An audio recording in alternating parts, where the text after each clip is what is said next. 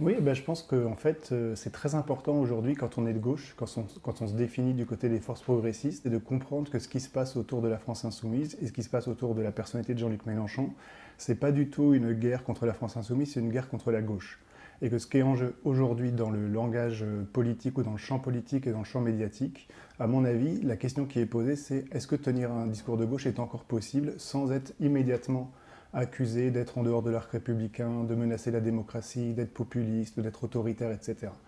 Je pense qu'on vit une époque de diffamation de la pensée de gauche et du langage de gauche, et qui se voit au fait que dès que la France insoumise parle, dès qu'on va avoir des pratiques ou des attitudes confrontationnelles, on va immédiatement susciter des attaques comme si on mettait en danger le champ politique, comme si on mettait en danger la démocratie. Et donc on rend impossible, à mon avis, l'une des propriétés essentielles de tout langage de gauche, qui est d'être un langage confrontationnel, qui est de comprendre que la politique, c'est des rapports de force, c'est des antagonismes, c'est des luttes, et qu'il faut que le langage politique reflète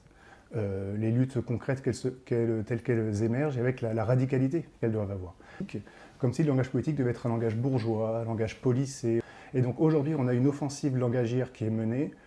qui en fait dit quelque chose du genre, si la gauche veut être respectable, il faut qu'elle soit plus la gauche. Il faut qu'elle parle plus des rapports de pouvoir concrets, il faut qu'elle parle plus des rapports de force concrets, il faut qu'elle nomme plus des ennemis, il faut qu'elle nomme plus des adversaires, il faut qu'elle soit policée.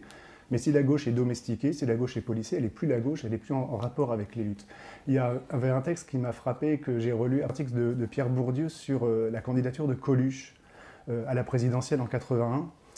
Alors je ne compare pas du tout Mélenchon et Coluche, hein, mais j'essaie de réfléchir un peu à comment fonctionne le champ politique, où Bourdieu dit que c'était très intéressant parce que Coluche présentait un programme qui voulait être un programme démocratique où quelqu'un qui n'était pas un professionnel de la politique se présenterait, qui se présentait comme un programme pour les immigrés, pour les homosexuels, pour les femmes, pour les ouvriers, pour les apprentis, etc. Et dès que la candidature de Coluche a surgi, les mots qui ont été employés contre lui, c'est poujadiste, c'est populiste, c'est presque fasciste, etc., qui était une contradiction totale avec le geste qu'il voulait incarner. Et Bourdieu a dit, en fait, ce qu'a fait Coluche, c'est qu'il a mis en question l'un des impensés du champ politique, qui se prétend démocratique, mais qui en fait suppose un droit d'entrée dans le champ, c'est-à-dire d'être un professionnel de la politique, c'est-à-dire d'avoir fait les écoles, d'avoir l'habitus respectable, etc.,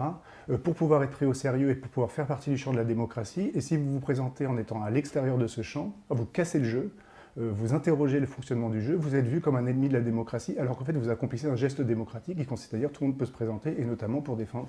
les minorités. Et donc Bourdieu disait en fait ce que Coluche avait fait, c'est qu'il a interrogé le droit d'entrée dans le champ politique, et il a mis en évidence que ce qu'on appelle le champ démocratique est un champ réservé à certaines personnes et au détriment de l'exclusion d'autres personnes. Et je pense qu'en fait si on fait une homologie, on peut dire que ce qu'incarne Jean-Luc Mélenchon aujourd'hui et la France insoumise, c'est des gens qui interrogent le droit d'entrée linguistique dans le champ politique, c'est-à-dire le fait que pour pouvoir avoir le droit de parler de façon respectable, il faut utiliser un langage qui convient aux éditorialistes politiques, il faut utiliser une attitude qui convient à la bourgeoisie dominante, etc. Et donc il faut euphémiser les rapports de force, il ne faut pas parler de manière radicale, il ne faut pas parler de manière confrontationnelle. Et donc ce que fait la France insoumise aujourd'hui, c'est un geste éminemment démocratique d'interrogation des frontières du champ politique et qui essaye de dire pour tout le monde la possibilité de tenir un discours de gauche, c'est de tenir un discours confrontationnel, c'est pas être dans la politesse, c'est pas être dans la connivence, c'est être dans l'affrontement. Et si jamais on ne soutient pas ce que incarne la France insoumise aujourd'hui, en fait, c'est pas seulement la France insoumise qu'on détruit, c'est la gauche. Et il y a eu des pays où la gauche a disparu, l'Italie, la gauche a disparu, dans beaucoup de pays du Nord, presque en Allemagne aujourd'hui, la gauche a disparu, le langage de gauche a disparu. Et donc l'offensive que mène Jean-Luc Mélenchon et tous les gens autour de lui depuis une dizaine d'années, c'est maintenir la possibilité d'un langage de gauche dans la politique contemporaine.